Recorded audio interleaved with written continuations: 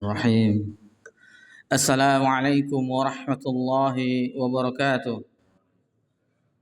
إن الحمد لله نحمده ونستعينه ونستغفره ونعوذ بالله من شرور أنفسنا ومن سيئة أعمالنا.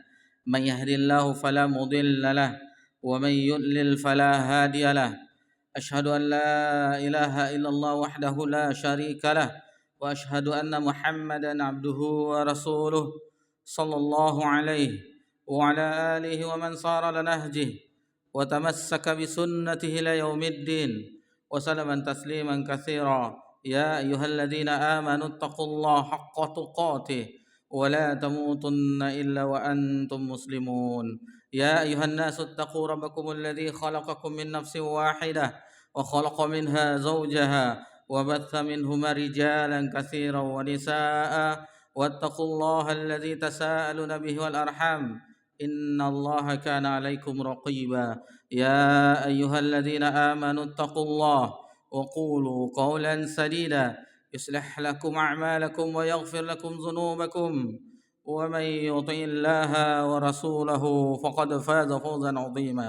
أما بعد فإن أصدق الحديث كتاب الله وخير الهدي هدي محمد صلى الله عليه وسلم وشر الأمور محدثاتها وكل محدثة بدعة وكل bid'atin dhalalah wa kullu dhalalatin finnar. Alhamdulillah, puji syukur hanya milik Allah Subhanahu wa taala. Allah Subhanahu wa taala senantiasa mencurahkan nikmat kepada seluruh makhluknya dan itu tidak pernah terhenti walaupun hanya sekejap mata. Salawat beriringkan salam kepada Nabi kita tercinta Nabi Muhammad sallallahu alaihi wasallam. Ikhwani fiddin wa akhwati fillah, a'adzakumullah. Alhamdulillah, di malam ini kita berkumpul di tempat yang mulia, tentunya sesuai dengan tujuan kita diciptakan untuk beribadah kepada Allah Subhanahu wa taala. Dan alhamdulillah kita telah memasuki tahun yang baru ya. Terakhir kita di bulan Dzulhijjah dan alhamdulillah kita sekarang tanggal 12 apa tanggal 11? 11 apa 12? Khilaf ya. Khilaf. Kalau ikut kalender merah berarti sekarang tanggal 12. Kalau ikut ru'yatul hilal hari Rabu tanggal 1 ya. Ini permasalahan ijtihadiyah, tidak perlu diperuncing. Mana yang disuka, apa yang tenang hati, apakah itu di tanggal 1 misalnya ngambil dalil summu yausumun nas atau kama qala Rasulullah sallam, berpuasalah sebagaimana manusia berpuasa. Kan semua tidak ada perbedaan atau mutlak atiullah atiul rasul wa uli amri minkum. Sementara yang satu lagi dengan ru'yatul hilal, summu bi ru'yatul hilal. Ini terjadi perbedaan ya. Cuman jangan kita sampai orang yang beranggapan ini lalu kita bully atau kita lecehkan, enggak. Siapa tahu yang masalah yang inilah yang dikatakan dengan khilaf mu'tabar, yang sama-sama berpegangan, tetapi untuk kehati-hatian kata sebagian ya pembahasan ini untuk menenangkan hati. Karena kata Imam Ibnu Qayyim rahimahullah taala, itu tingkatan puasa Asyura itu ada 3 tingkatan. Yang pertama 9, 10, 11, yang kedua 9, 10 untuk menyelisihi Ahlul Kitab, atau seandainya berkesendirian setanggal 10 saja itulah tidak masalah. Karena ini hanya puasa sunat, dan bahkan para ulama mengatakan itu seandainya jatuh di hari Sabtu tanpa mendahului sebelum atau sesudahnya itu tidaklah mengapa, karena dalilnya jelas ada di puasa Asyura. Meskipun ada larangan berpuasa sendiri di hari Sabtu, tetapi seandainya hanya itu saja itu tidak masalah. Kan sebagian ulama salaf terdahulu mengatakan untuk puasa Asyura dia tetap berpuasa karena itu tidak bisa diqadha ya. Berbeda dengan puasa Ramadan, jika safar dia berbuka itu bisa diganti min ayyam iddati min ayyamin ukhar, diganti di hari yang lain. Sakit atau dalam perjalanan bisa diganti di hari yang lain. Nah, ini masalah yang kita sebutkan, tidak masalah orang beranggapan ini 11 atau 12, yang penting mau mengamalkan. Disebutkan di hadis itu Nabi berharap yaitu ayu kafir sayyata sanata qabliyah. Jadi jangan, Imam Nawawi menyebutkan di dalam syarah Minhaj Sahih Muslim, itu dosa-dosa kecil. Nanti beranggapan kadang orang inilah melakukan, misalnya waliyazubillah, melakukan dosa besar, misalnya berzina, minum khamar atau yang lain, waliyazubillah, akan nanti kita puasa Asyura diampuni oleh Allah SWT. Ini tidak boleh. Itu dosa besar. Kalau dosa besar butuh taubat. Butuh taubat kepada Allah Subhanahu wa taala. Jadi jangan kita mengakal-akali agama ini. Tidak boleh. Perhatikan penjelasannya bagaimana. Kalau seenak-enak kita saja, Allah kan Maha Pengampun ini dan seterusnya. Nah, kita dalam ibadah sebagaimana dijelaskan harus ditegakkan rukunnya antara khauf, rasa takut kepada Allah, roja, berharap kepada Allah Subhanahu wa taala, dan mahabbah, cinta. Harus ada ketiganya. Tak boleh dihilangkan salah satunya. Karena ketiga itu adalah rukun dari ibadah, harus ada ketiga-tiganya. Tak boleh kita hanya rojak saja, nanti kita murji. Orang murji'ah hanya berharap saja. Atau khauf saja, nanti orang menganggap kita sufi. Atau cinta saja, atau khauf itu khawarij, hururiyah, atau apa namanya, satu lagi cinta saja, orang sufi kan cinta saja, yang penting Allah cinta. Mau kemanakan kita, dimasukkan ke dalam neraka, yang penting Allah cinta katanya. Tidak mungkin. Allah meridhai, mencintai hambanya, tentu memberikan rahmat karunia-Nya, memasukkannya ke dalam surga, menyelamatkannya dari siksa neraka. Taib, itu kita singgung, dan masalah waktu kita sudah singgung juga. Ini waktu sangat cepat berlalu ya, 1448 Hijriah. Sudah 1437 tahun yang lalu Nabi kita tercinta sallallahu alaihi wasallam wafat. Sudah lama. Jadi tentunya sesuatu yang sudah lama, banyak pergeseran dalam masalah agama ini.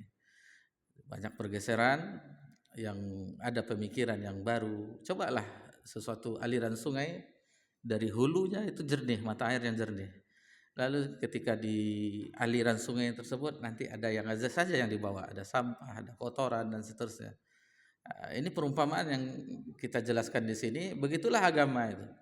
Di zaman Nabi SAW itu jernih, malamnya ibarat siangnya, kata Nabi SAW. Lalu dengan berjalannya waktu datang pemikiran ini, pemikiran ini, pemikiran ini.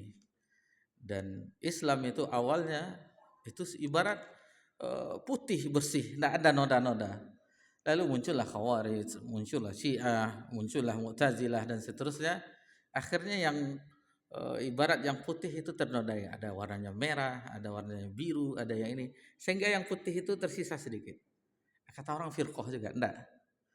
Jadi ahlu sunnah itu bukan firqah, itu Islam yang dahulu, sebagaimana di zaman Nabi Sallallahu Alaihi Wasallam, yang dengan bergesernya waktu banyak terjadi perubahan di sana sini, masalah i'tiqadnya, masalah ibadahnya dan seterusnya.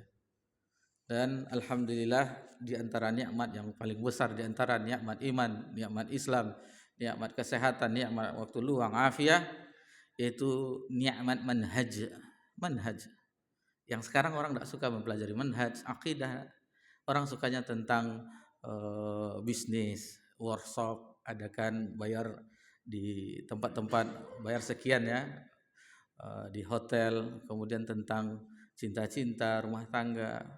Kalau masalah pelajaran akidah, manhaj, itu saja. Padahal ini nikmat yang tiada tara. Kenapa kita katakan?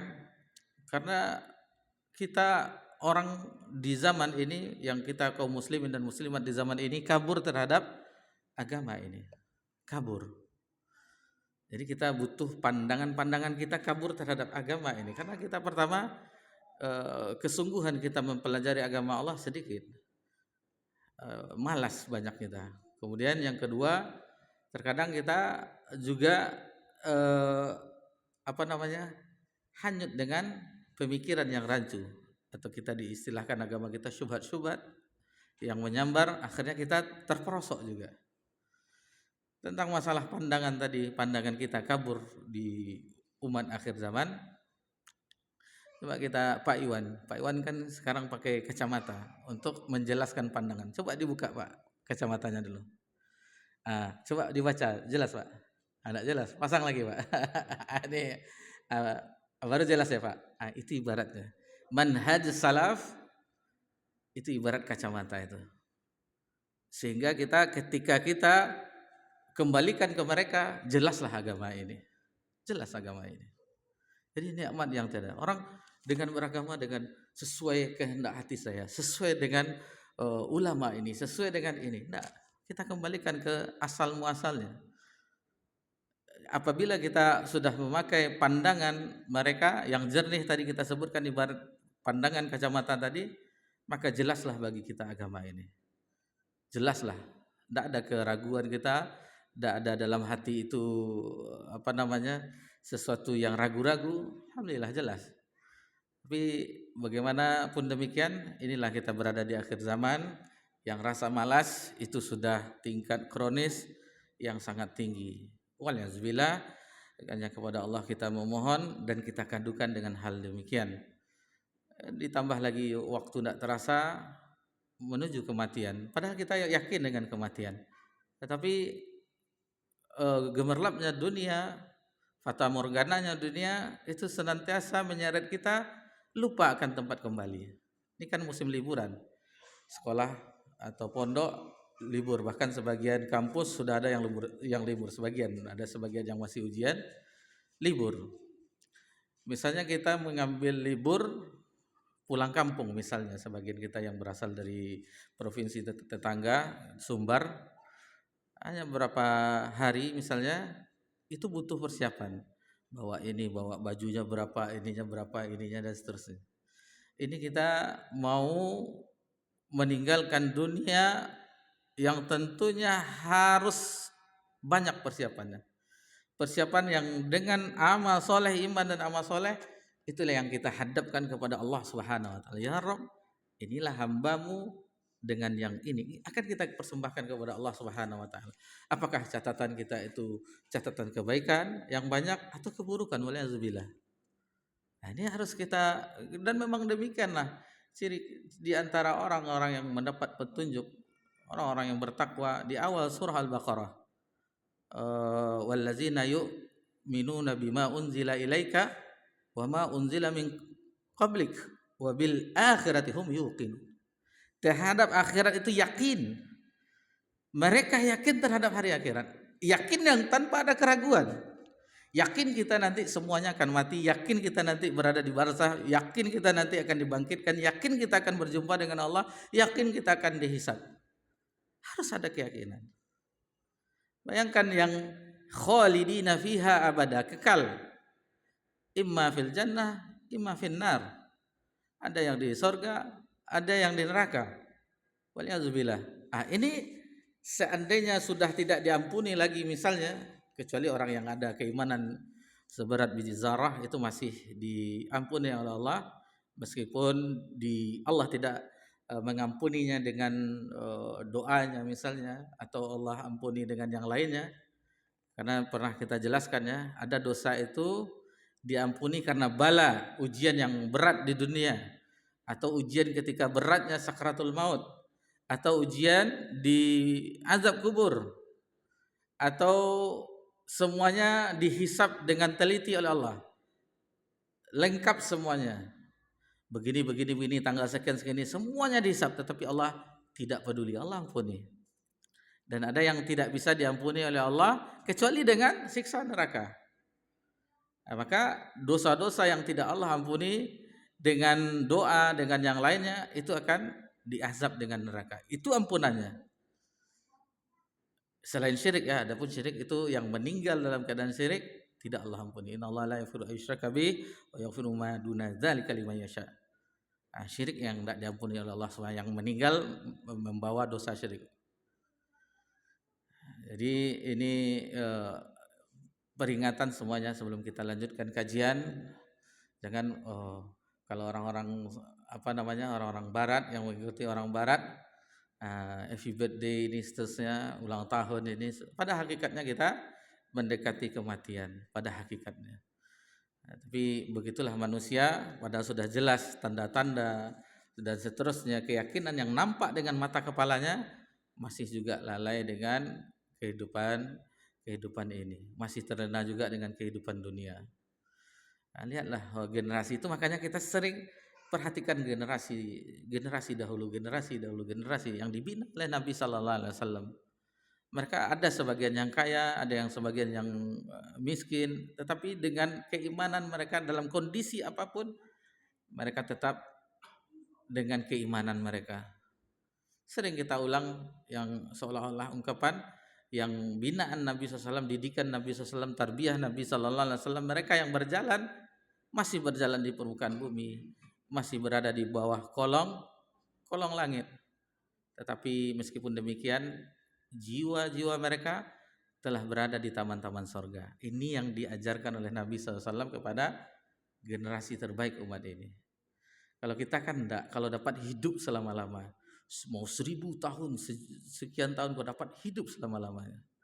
Apakah panjang umur akan menjamin? Enggak. Iblis yang menyesatkan Adam dan istrinya sampai sekarang masih hidup, sampai akhir zaman. Itu sampai hari kiamat itu masih tetap hidup dia. Tetapi panjang umurnya tidak menjaminnya untuk mendapat ridho Allah Subhanahu wa taala. Mudah-mudahan muqaddimah sebelum kita lanjutkan pelajaran kita itu bermanfaat, terutama untuk kami pribadi yang menyampaikan dan kita semua yang mendengarkan. Masyaallah muslimin wa muslimat rahimanirkumullah. Alhamdulillah, ini pertemuan kita yang ke-13 di dalam tazkiyatun nufus, ya, manhaj Ahlus Sunnah dalam tazkiyatun nufus. Di pertemuan kita terakhir kita telah mempelajari alamat, tanda-tanda dari hati yang sakit. Itu terakhir, ada 10 tanda.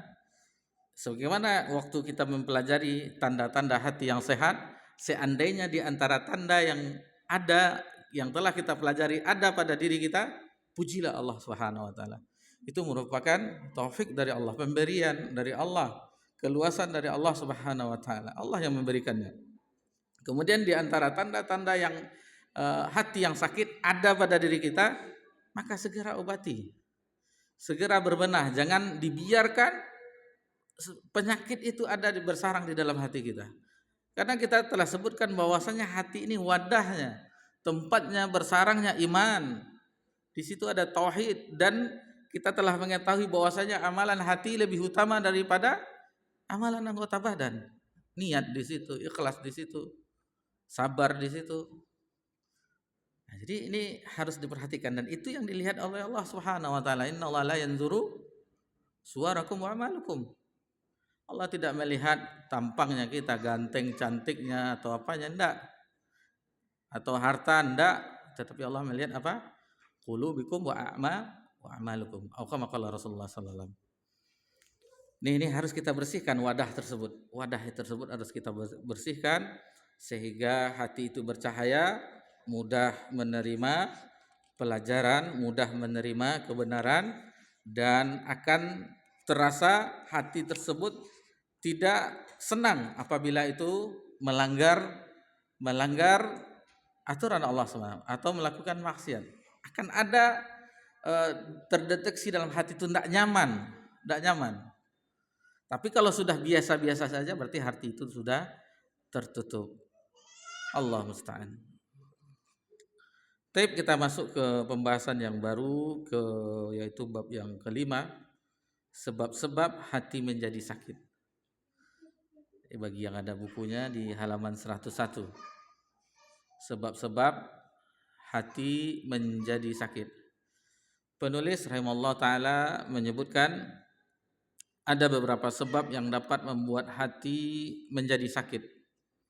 Tidak semuanya, ya, cuma dinukilkan beberapa sebagaimana alamat tanda-tanda hati sakit, tidak semuanya dibahas, hanya beberapa saja agar memudahkan kita untuk memahaminya. Demikian juga diantara sebab itu, ini diantaranya Lalu beliau mengatakan, maka kewajiban seorang muslim adalah mengetahui sebab-sebab tersebut dan berusaha untuk menjauhi dan meninggalkannya. Di antara sebab-sebab tersebut ialah yang pertama, ini yang paling utama nih. Penyebab terbesar yang menyebabkan hati itu sakit itu syirkun billah, syirik. Ini yang menyekutukan Allah, kemudian nifak. Ini yang pertama dibawakan oleh mualif. Ini telah dipelajari karena di sini telah menamatkan kitab tauhid, tentu tentang syirik itu sudah memahaminya, mempersekutukan Allah Subhanahu wa taala atau beribadah kepada Allah, ibadat Allah ghairullah atau ma'allah, bersama Allah, diikutkan juga yang lain, disertakan yang lain. Jadi kesyirikan itu bukan hanya orang non muslim saja, enggak, tetapi orang Islam juga bisa terperosok ke dalam kesyirikan. Nah, jangan dipahami orang melakukan kesyirikan ini enggak. Dia menyembah Allah juga, tetapi mengikut sertakan yang lain. Ada tandingannya selain Allah. Berdoa kepada Allah dan kepada yang lain, meminta kepada Allah dan yang lain. Kalau seandainya itu tidak ada, berhasilnya dakwah tauhid di negeri kita, tentu tidak ada orang lagi ke kubur-kubur keramat, keris-keris keramat, batu-batu cincin keramat, apalagi pohon-pohon keramat. Tidak ada lagi. Orang akan meminta kepada Allah Subhanahu wa taala. Ini ternyata masih banyak praktek perdukunan, masih banyak. Belum berhasil dakwah tauhid ini. Kalau seandainya berhasil dakwah tauhid ini, negeri ini akan aman. Kita perhatikan berjalan kita pagi, lihatlah di depan ruko-ruko. Nah, apa yang dilakukan orang? Membakar dupa. Untuk apa? Untuk berhala-berhala mereka. Kita masih santai saja.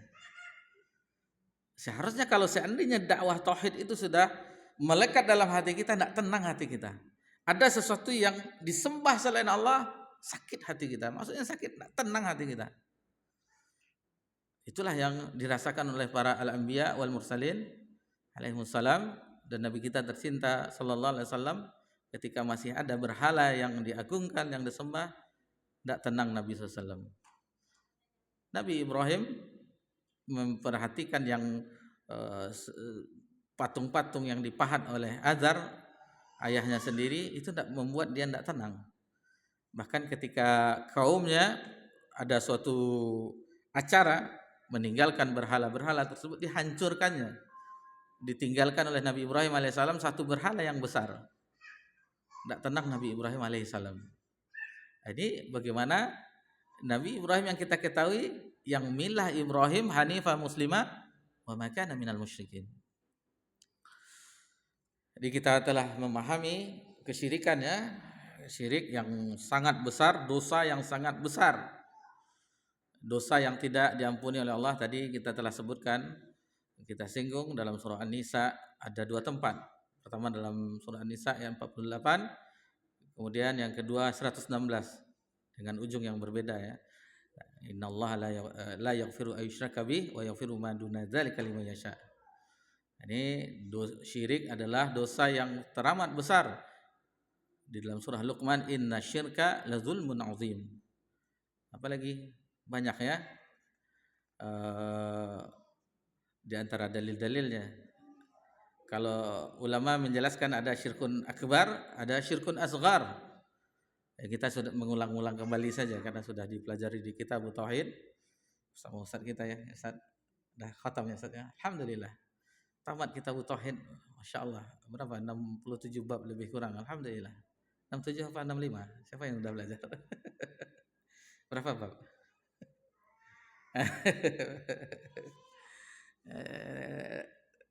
67, 65. Lupa. Minasyirki, termasuk kesyirikan, dijelaskan di setiap bab-babnya. Jadi banyak. Ada syirkun asghar, syirkun akbar, dan terkadang ada syirik itu kita tanpa menyadari. Tidak menyadari, sering kita ambil contoh, misalnya ada seseorang yang telah dibantu, untuk berusaha, lalu misal di COVID-19 kemarin usahanya goyang, lalu ada seseorang yang membantunya memberikan pinjaman. Alhamdulillah dengan berjalannya waktu hutang dikembalikan, usaha tetap berjalan. Lalu dikatakan ketika berbicara, oh udah mantap sekarang ya, udah bangkit kembali. Alhamdulillah, kalau tidak karena Bapak itu tidak begini. Ini ucapannya ini mengandung kesyirikan tanpa sadar. Kalau dia tidak mengetahui, alhamdulillah. Jika saya mengetahui, tidak boleh. Yang pertama apa? Puji Allah dulu. Alhamdulillah. Allah dipuji. Jangan ditinggalkan Allah. Jangan tidak diikut sertakan Allah. Alhamdulillah. Allah melunakkan hati Bapak itu memberikan pinjaman. Alhamdulillah, beginilah hasilnya. Apalagi contoh ya. Sakit kepala. Ini bulan-bulan ini adalah bulan orang tua. Kenapa dikatakan bulan orang tua? Misalnya ada yang taman SD, taman SMP, taman SMA, yang masuk pondok misalnya, itu sakit kepala orang tua. Berapa uang? Jutaan uang yang akan dipikirkan. Lalu karena sakit kepala, pergilah ke toko obat atau ke apotek. Biasanya mereknya ini, kita tidak sebutkan nanti iklan pula. Ada obat A untuk sakit kepala. Rupanya tidak ada, yang ada obat B. Karena malas mencarinya, ini aja lah.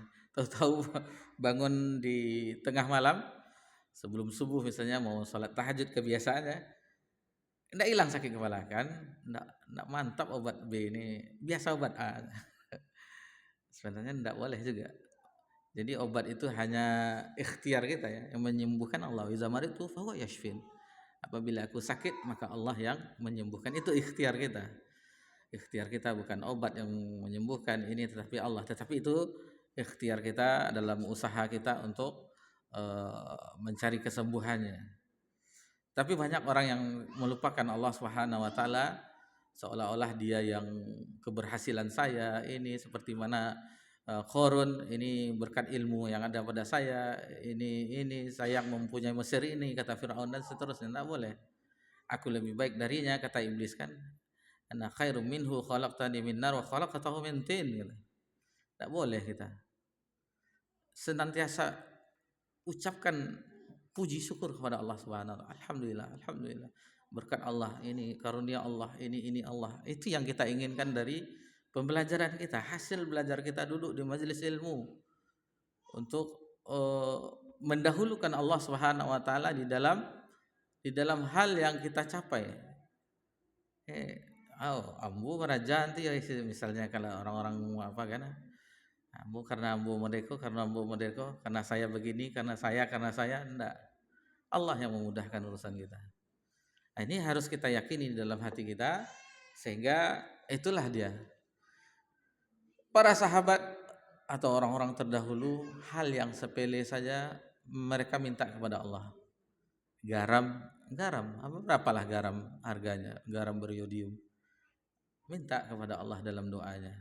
Sendalnya putus, minta kepada Allah. Sendal, berapalah sendal harganya? Minta kepada Allah. Hal yang sepele. Ini didikan Nabi sallallahu alaihi wasallam. Iza sa'alta fasalillah, fa iza sta'anta fasta'in billah. Kepada anak kecil Ghulam Ibnu Abbas radhiyallahu anhu. Itu yang diajarkan oleh Nabi sallallahu alaihi wasallam. Jadi kalau sudah ada ketergantungan hati kepada Allah, tidak akan kecewa kita menghadapi kehidupan ini, mengalami itu. Tidak akan kecewa kita. Nah, ini yang harus kita usahakan, ketergantungan hati kepada Allah, tunduk hati kepada Allah, selalu mengingat Allah Subhanahu wa taala. Lezat kehidupan ini. Tenang hidup kita. Apalagi senantiasa basah lisan kita berzikir kepada Allah Subhanahu. Ala bizikrillah tatma'innul qulub. Dalam surah Ar-Ra'd. Baik, di sini muallif rahimahullah taala menyebutkan yang pertama itu sebab-sebab hati menjadi rusak, itu syirik dan nifak. Jadi banyak ya, kalau kita lihat sejarahnya, pertama kali terjadi kesyirikan di permukaan bumi di zaman Nabi Nuh. Di Di zaman Nabi Nuh alaihissalam itu berawal dari orang soleh, yang 5 orang soleh. La tazuruna la tazuruna apa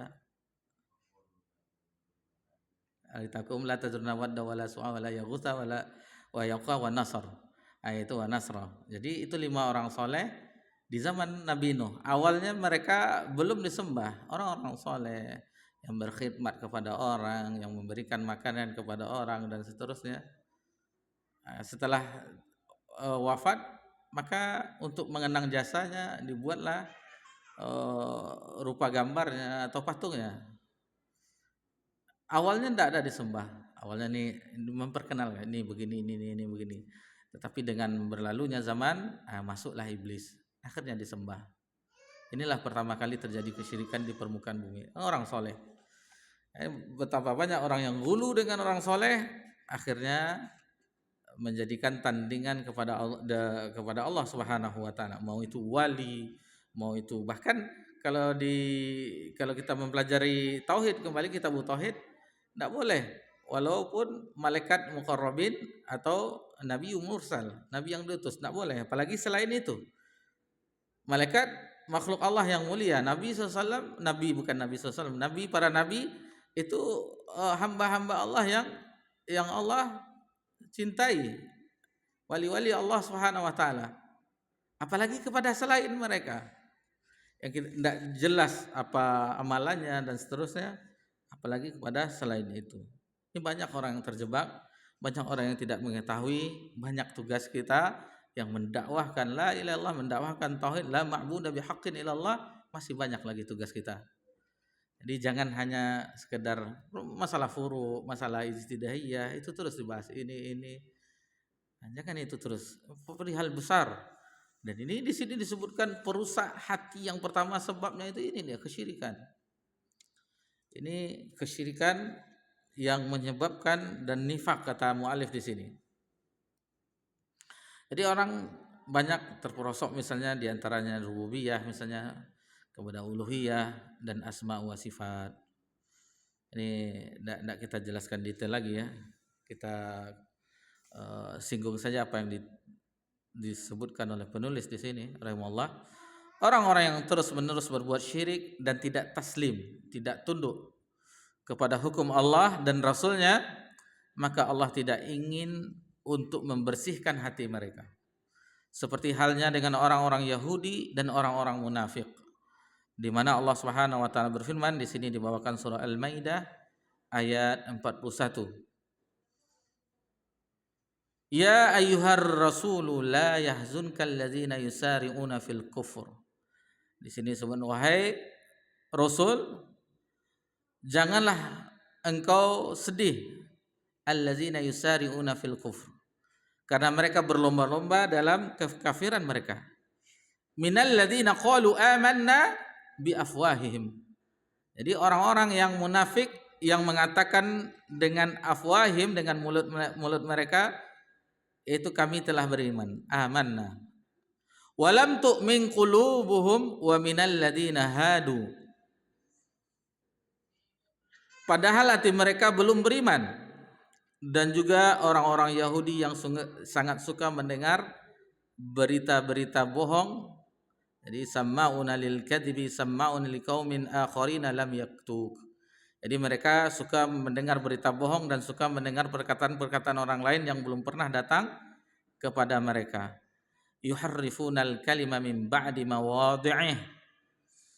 Jadi mereka merubah Taurat. Mengubah kata-kata, maksudnya Taurat di sini dari makna yang sebenarnya. Jadi apa kata mereka? Yaqulun, mereka berkata, in utitum hadza fakhudhuhu wa illam tu'tauhu fahdharu. Ini yang mereka katakan oleh orang-orang Yahudi. Jika ini yang diberikan kepadamu yang sudah dirubah itu, maka terimalah, dan jika kamu diberi yang bukan ini, maka berhati-hatilah. Wa may yuridillahu fitnatahu falan talikulahu minallahi syai'a. Barang siapa dikehendaki Allah untuk dibiarkan sesat, sedikit pun engkau tidak akan mampu menolak sesuatu pun dari Allah untuk menolongnya. Ulaikal ladzina lam yuridillahu yutahhira qulubahum. Mereka itu adalah orang-orang yang sudah tidak dikehendaki Allah untuk menyucikan hati mereka. Lahum fid dunya khizyu wa lahum fil akhirati adzabun azim. Di dunia mereka mendapat kehinaan, di akhirat akan mendapat azab yang besar. Ini disinggung masalah Yahudi dan banyak dalam surah Al-Baqarah dan surah Al-A'raf, banyak di dalam. Dan untuk ahlul kitab Yahudi, kaumnya Musa, untuk kisahnya itu tersohor di dalam Al-Quran banyak.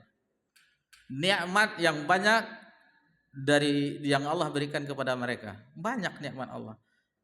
Para nabi, para al-anbiya itu banyak dari Bani Israel. Kitab-kitab kepada mereka, mulai dari Taurat, Zabur, Injil kepada Bani Israel. Banyak diceritakan tentang mereka Bani Israel. Apalagi makanan mereka manna wa salwa, yang dari langit. Mana ada kita makan dari langit? Tidak ada. Mereka ada. Tetapi begitulah mereka menukar Taurat, bahkan mereka mengetahui. Sudah azani saya. Tapi kita dengarkan kumandang Isa. Insya Allah setelah itu kita lanjutkan dan kita singgung sedikit tentang ahlul kitab, orang Yahudi, bagaimana mereka yang disebutkan oleh Allah Subhanahu Wa Taala dalam firman-Nya dan Nabi SAW di dalam hadisnya. Alhamdulillah wassalatu wassalamu ala Rasulillah, amma ba'da. Taib, sedikit kita tentang orang Yahudi ya.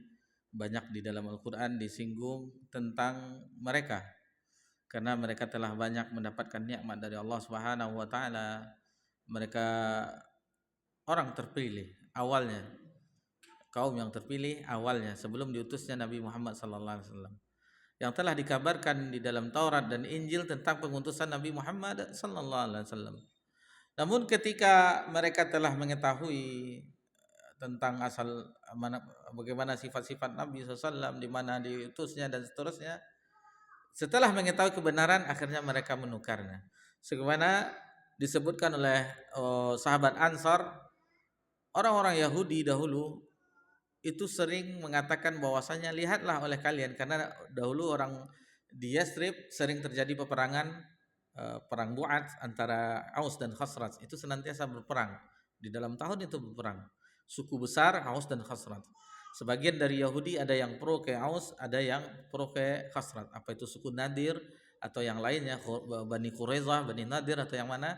Nah, nanti bisa dilihat lagi. Nah, itu sehingga mereka pernah mengatakan, lihatlah oleh kalian akan ada datang nabi di akhir zaman. Apabila telah muncul nabi tersebut diutus, akan kami perangi kalian dengan nabi tersebut, akan kami hancurkan kalian. Itu sering dikatakan oleh orang-orang Yahudi. Tetapi akhirnya apa? Apakah mereka yang menerima? Yang menerima akhirnya Ansar. Ansar yang menerima, yaitu beriman kepada nabi tersebut yang disebutkan di dalam kitab-kitab mereka. Jadi mereka paling banyak ya diminta perjanjian oleh Allah Subhanahu wa taala. Bahkan untuk mengancam mereka, bukit Tursina itu diletakkan di atas kepala mereka agar mereka mau beriman kepada Allah, beriman dengan ini, tetapi tidak. Bahkan para nabi itu dibunuh mereka. Mereka membunuh nabi, menukar ayat-ayat Allah Subhanahu wa taala. Jadi banyak hal-hal yang itu makanya mereka itu wajar saja mendapatkan laknat dari Allah, apalagi murka Allah. Itu makanya di akhir ayat surah Al-Fatihah, ghairil maghdub, yang dimurkai adalah mereka.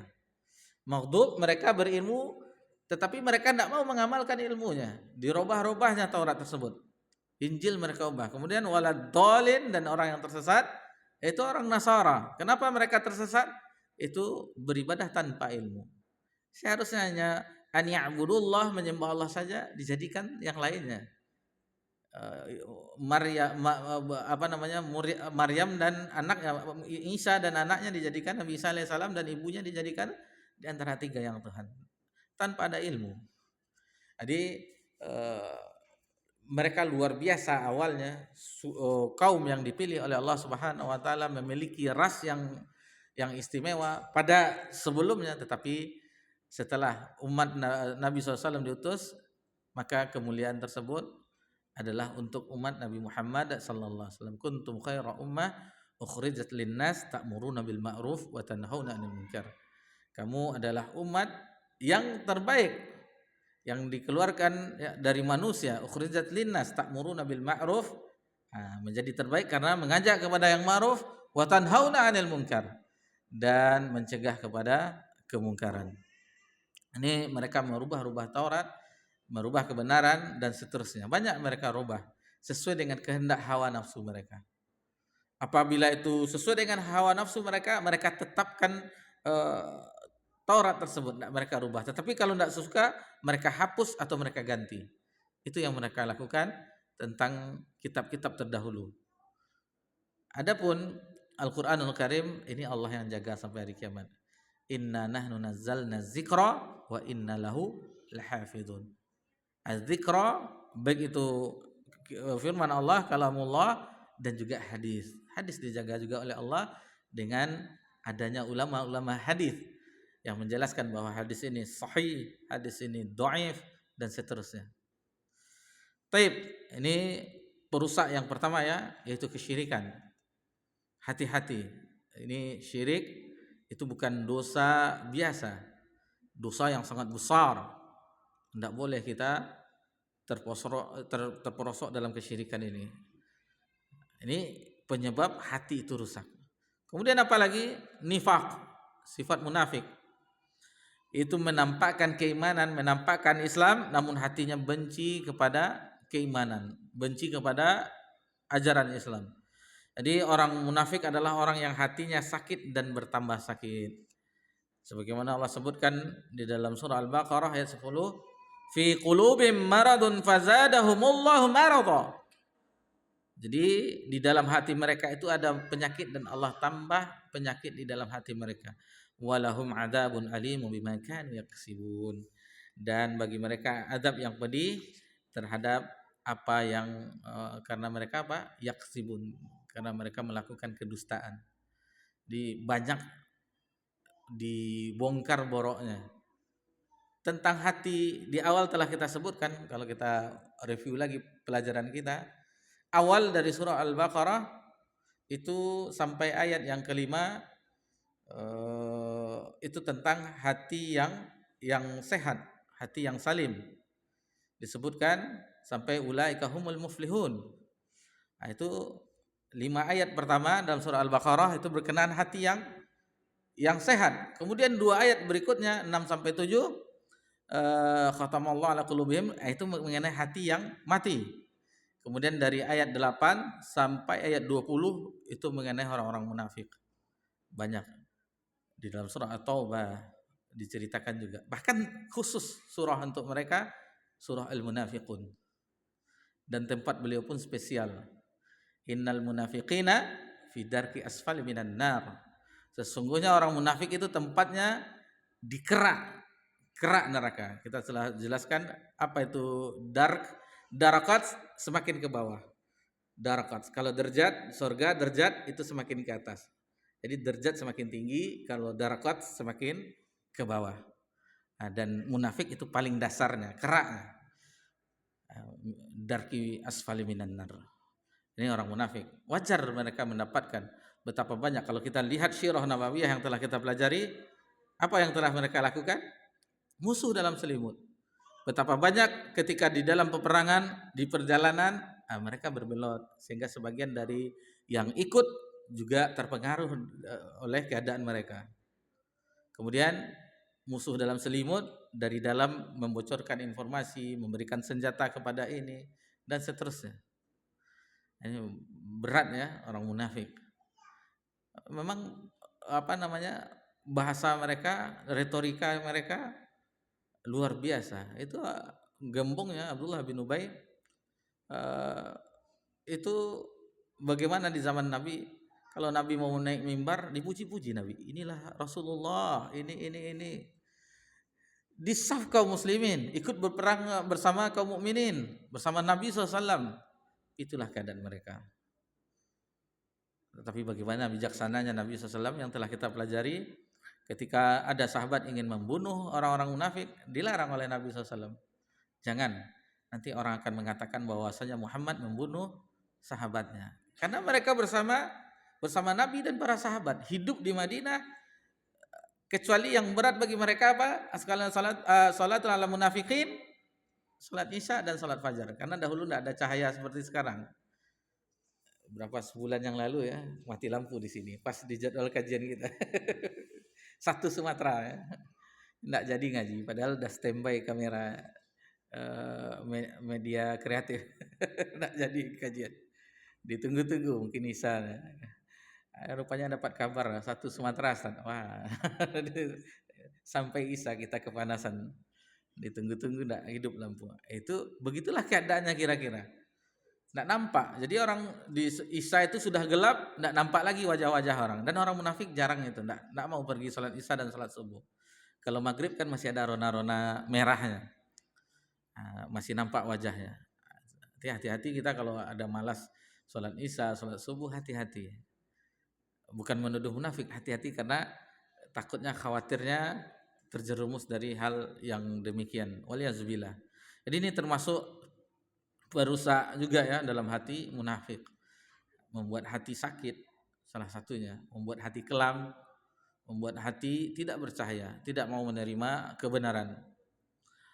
Kemudian disebutkan oleh muallif di sini, orang yang menentang Allah dan Rasulnya adalah orang-orang yang tidak diinginkan oleh Allah untuk membersihkan hati mereka. Adapun syirik adalah dosa besar yang paling besar, kezaliman yang paling zalim, kemungkaran yang paling mungkar, kotoran hati dan perusaknya. Orang yang membuat syirik adalah najis hatinya dan keyakinannya. Lalu disebutkan firman Allah dalam surah At-Taubah ayat 28, ya ayyuhalladzina amanu innamal musyrikuna najas. Wahai orang yang beriman, sesungguhnya orang-orang musyrik itu najis. Jadi kotor jiwanya. Ini maksudnya maknawi. Jiwa mereka itu kotor. Fala taqrabul masjidal haram ba'da 'amihim hadza. Karena itu janganlah mereka mendekati Masjidil Haram setelah tahun ini. Di sejak ini sampai nanti sampai hari kiamat itu orang-orang musyrik enggak boleh ke tanah haram. Jadi kalau sekarang kan bisa diketahui dari paspor kan nampak agamanya apa, itu enggak boleh. Bagi yang pernah haji dan umroh itu misalnya masuk ke Haramain ada tandanya non muslim here katanya, kalau bahasa apanya, bahasa ada panah-panahnya itu akan nampak, tidak boleh masuk kedua kota suci karena mereka najis maknawi ya, najis bukan yang hakiki yang nampak, misalnya najis kena kotoran ini tidak, tetapi najis maknawi, hati mereka itu yang najis karena tidak beriman atau melakukan hal yang seperti kesyirikan atau kemunafikan. Waliyazubillah. Lalu kata mualif, orang yang terus menerus berbuat kesyirikan dan kemungkaran, maka hatinya akan gelap dan mati serta sulit diajak kepada kebenaran kecuali Allah memberikan hidayah dan taufik. Nah, ini dia tidak akan bersinar hatinya, tidak akan bercahaya hatinya dan susah untuk menerima kebenaran. Ini salah satunya. Jadi hati-hati kita dengan ini, dengan kesyirikan, kemunafikan. Maka ini perusak yang paling utama terhadap hati kita. Jauhi ini, berlindunglah, pelajarilah. Sebenarnya walaupun kita telah belajar kitab tauhid sudah tamat, masih banyak lagi.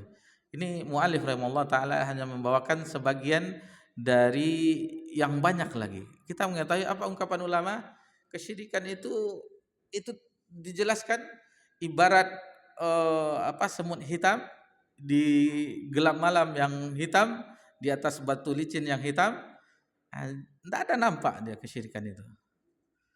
Ini bahaya ya. Kalau menyembah berhala itu dedengkotnya syirik. Ini yang syirik khafi, syirik niat, syirik ini dan seterusnya. Ini yang berbahaya. Dan Nabi mengkhawatirkan apa? Riya yang termasuk syirik kecil. Syirik kecil yang mana ketika sholat dilihat oleh orang dibaguskannya sholatnya. Sholat di rumah patok ayam. Kalau di rumah kul Allahu ahad, kul a'udzu birabbil falaq, kul a'udzu birabbin nas, inna a'tainakal kautsar. Kalau di sini murajaah hafalan. Ini bahaya ya. Itu makanya dibagi salat kita. Kenapa di rumah? Kata Nabi SAW, afdhus shalah fi buyutikum illa maktubah, atau kama qala Rasulullah SAW. Sebaik-baik salat itu di rumahmu kecuali yang fardu.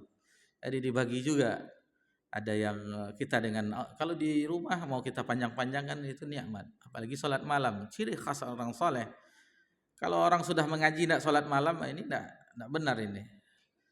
Ini tercela. Karena ciri khas orang soleh adalah salat malam. Itu ciri khas orang soleh. Tidak boleh meninggalkan salat malam. Bahkan witir Nabi dalam keadaan safar, hadir dan safar, mukim dan safar itu melakukan. Nabi tidak pernah tinggalkan. Bahkan khilaf di Muzdalifah, mabit ketika Muzdalifah, apakah Nabi salat malam atau tidak? Ada yang mengatakan itu Nabi salat malam, witir. Ada yang mengatakan tidak. Untuk di Muzdalifah, bagi yang pernah haji itu mengetahui setelah wukuf di Arafah di tanggal 9 malam atau di malam 10 Zulhijjah itu mabit di Muzdalifah. Ada yang mengatakan Nabi hanya istirahat saja, khilaf ulama di sini. Ada yang mengatakan Nabi tidak meninggalkan. Ini bayangkan. Lalu kita kalau untuk nonton Piala Dunia, wah jangan segala macam merek kopi ada tuh. Tapi ketika sholat malam 1 rakaat witir saja. Ini pertandingan favorit saya. La haula wala quwata illa billah. Lebih memilih Piala Dunia daripada Piala Akhirat. Alhamdulillah, demikian yang kita bisa pelajari. Mudah-mudahan yang kita pelajari itu bermanfaat bagi kita ya. Bahkan kita jauhi sejauh-jauhnya takutnya kita terhadap hal ini. Sebagaimana yang telah kita pelajari di kitab Tauhid, maka jauhilah, berdoa dan upayakan agar menjauhinya. Jangan sampai wafat dalam keadaan membawa dosa syirik tersebut. Jangan sampai membawa dosa tersebut. Usahakan menjauhinya, menata ya. Tentunya dengan senantiasa belajar terus sehingga kita pahamlah bagi kita. Itulah yang pertama kali harus kita jauhi, kesyirikan, kemunafikan. Apalah gunanya kita menampakkan keimanan tetapi kita benci? Tidak boleh.